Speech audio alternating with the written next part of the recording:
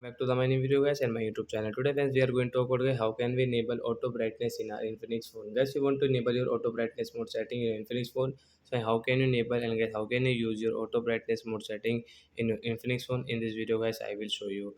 So before starting video friend, first of all go and subscribe the channel, click the bell icon, like my video. So friend, first of all we will on phone setting to enable auto brightness setting.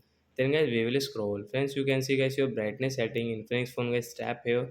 As you can see your active brightness means auto brightness. Guys, tap here to enable this right side. So you can see guys screen brightness will automatically adjust to your environment and activities. You can move the slide. So guys, you can use your brightness setting. It helps adaptive brightness learn your performance. So like that guys, you can enable your auto brightness. So guys, your brightness increase and decrease automatically when you will go outside, when you will come inside.